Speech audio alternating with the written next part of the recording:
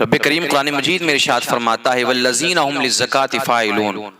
اور کامیابی وہی لوگ پاتے ہیں، فلاح وہی پاتے ہیں کہ جو زکوٰۃ ادا کرتے ہیں۔ قرآن مقدس میں ایک مقام پر آیا اقیموا الصلاۃ وآتوا الزکاۃ، نماز قائم کرو اور زکوٰۃ ادا کرو۔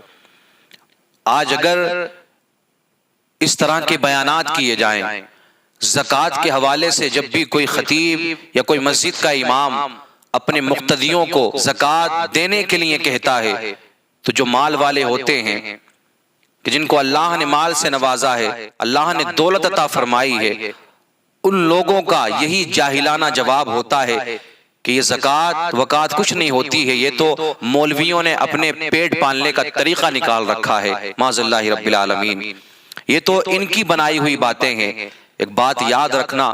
زکوٰۃ کا حکم اللہ کی طرف سے ہے، یہ کسی مولوی کی یا کسی مفتی کی بنائی ہوئی بات نہیں ہے۔ اور جو مسلمان زکوٰۃ کا انکار کرے گا اس کا ایمان سے کوئی واسطہ نہیں ہے، وہ ایمان سے خارج ہو جائے گا۔ اور جو مسلمان جو صاحب نصاب ہے، اگر وہ زکوٰۃ ادا نہیں کرتا ہے، انکار تو نہیں کرتا لیکن زکوٰۃ بھی ادا نہیں کرتا ہے، تو وہ قتل کا مستحق ہے، اور جو زکوٰۃ دینے میں تاخیر کرتا ہے وہ گناہگار ہے، مردود الشہادہ ہے۔ اسی لیے جو لوگ اس طریقے کے جملے استعمال کرتے ہیں کہ یہ تو بنائی ہوئی باتیں ہیں ان مولویوں کی یا ان لوگوں کی، وہ ذرا قرآن مقدس کو بھی اٹھا کر کے دیکھیں، احادیث مبارکہ کو پڑھ کر کے دیکھیں، آپ کو پتا چلے گا زکوٰۃ کی کیا اہمیت ہے، زکوٰۃ نہ دینے والوں کو کن کن عذابوں کا سامنا کرنا ہے۔ تو کچھ لوگ تو اس طریقے کے بہانے بنا دیا کرتے ہیں، لیکن قبر میں تو کوئی بہانہ نہیں چلے گا نا۔ جس طریقے سے نماز فرض ہے اسی طرح سے زکوٰۃ بھی فرض ہے، کبھی بھی اس کی فرضیت کا انکار نہ کرنا۔ اور زکوٰۃ یہ اللہ کی طرف سے حکم ہے ان مسلمانوں کے لیے کہ جو صاحب نصاب ہیں، اللہ نے جن کو مال عطا فرمایا ہے، دولت عطا فرمائی ہے، کہ وہ اپنے مال سے کچھ حصہ نکالیں اور غریب مسلمانوں کو دیں، کہ جو صاحب نصاب نہیں ہے۔ دور حاضر کے حساب سے 37,000 یا 40,000 جس کے پاس میں موجود ہیں وہ صاحب نصاب ہے۔ جو اس سے کم مال رکھتا ہے، جس کے پاس میں اس سے کم پیسہ ہے یا اس سے کم مال ہے، وہ شریعت کی نظر میں غریب ہے، اس کو زکوٰۃ کا پیسہ دینا جائز ہے۔ اب بہت سے لوگ یہ کہتے ہیں کہ ہم حساب نہیں لگا پاتے، کس طریقے سے زکوٰۃ کا حساب لگائیں؟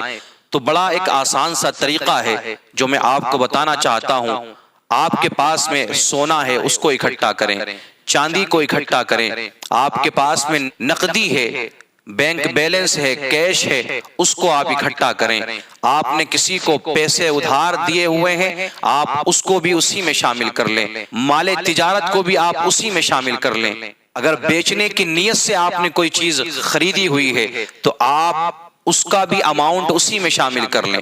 مثال کے طور پر یہ ساری چیزیں ایک جگہ اکٹھی کرنے کے بعد میں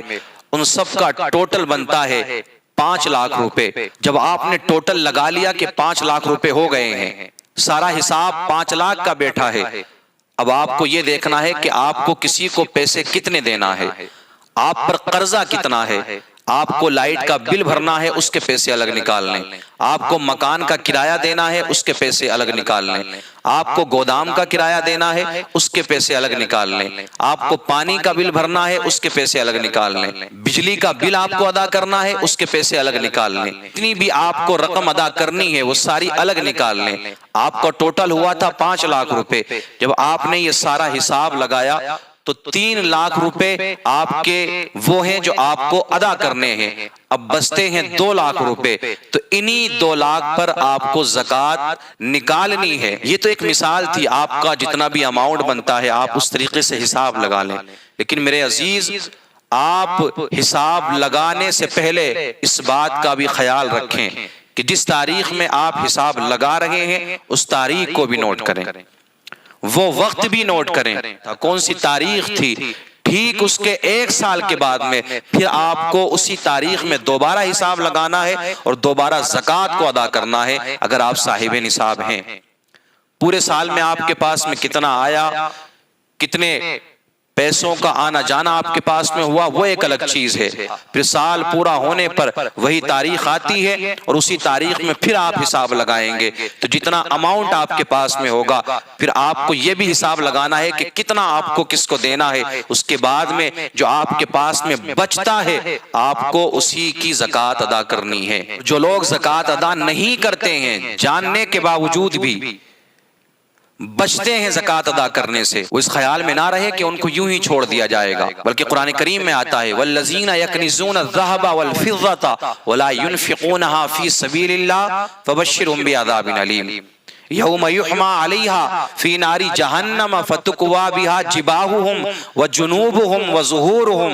هَذَا مَا كَنَزْتُمْ لِأَنفُسِكُمْ فَذُوقُوا مَا كُنتُمْ تَكْنِزُونَ کہ جو لوگ سونا اور چاندی جمع کرتے ہیں اور اس کو اللہ کی راہ میں خرچ نہیں کرتے ہیں، ان کو دردناک عذاب کی خوشخبری سنا دو، اور جس دن آتش جہنم میں وہ تپائے جائیں گے ان سے ان کی پیشانیاں، ان کی کروٹیں اور پیٹھیں داغی جائیں گی، اور ان سے کہا جائے گا کہ یہ تمہارا وہی مال ہے کہ جس سے تم بڑا پیار کرتے تھے، بڑی محبت کرتے تھے، لو اب اسی مال کا مزہ چکھو۔ تو میرے عزیزو، اللہ نے اگر آپ کو مال سے نوازا ہے، دولت سے نوازا ہے، تو آپ اس میں بخل نہ کریں، اس میں کنجوسی نہ کریں، بلکہ آپ اس کا حساب لگائیں۔ حساب لگانے کے بعد میں اگر آپ حساب لگانا نہیں جانتے ہیں تو کسی ایسے شخص سے آپ رابطہ کریں، اپنی مسجد کے امام سے یا کسی عالم دین سے آپ رابطہ کریں کہ جو آپ کو زکوٰۃ کے بارے میں بتائے، اس کے حساب کے بارے میں بتائے، پھر آپ اپنے مال کا حساب لگانے کے بعد میں زکوٰۃ کو ادا کریں۔ اس کو ہلکا نہ جانیں، بہت سارے لوگ نا بس ہلکا جان کر کے چھوڑ دیا کرتے ہیں، اور یہ حقیقت بات ہے کہ اگر صحیح معنی میں مسلمان اپنے مال کی زکوٰۃ ادا کرنا شروع کر دیں تو پھر روئے زمین پر کوئی بھی مسلمان غریب باقی نہیں رہے گا۔ لیکن کہتے ہیں نا کہ اسپتال میں جب دینے کی بات آتی ہے تو ہم لاکھوں روپے یوں ہی دے دیا کرتے ہیں، اپنے شوق پورا کرنے کے لیے ہم لاکھوں کروڑوں روپے یوں ہی خرچ کر دیا کرتے ہیں۔ فضول خرچی میں ہم سے آگے کوئی نہیں ہے۔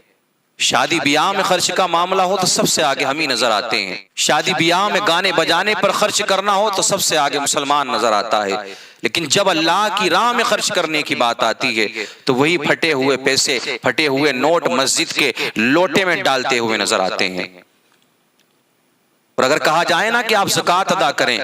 تو جواب یہ ہوتا ہے کہ ہم تو پورے سال دیتے رہتے ہیں، زکوٰۃ کی کیا ضرورت ہے؟ پورا سال دینا ایک الگ بات ہے، اگر آپ نے زکوٰۃ ادا نہیں کی ہے تو آپ کو اس کا بھی حساب دینا ہوگا۔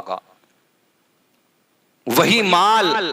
کہ جس سے آپ پیار کرتے تھے، محبت کرتے تھے، قیامت کے دن اسی مال کا توق بنا کر کے آپ کے گلے میں ڈال دیا جائے گا۔ وہی مال آپ کو ڈسے گا، ایک سانپ کی شکل اس کو دے دی جائے گی کہ جس مال سے آپ دنیا میں محبت کرتے تھے۔ اور میرے عزیز، خرچ کرنے سے اللہ کی راہ میں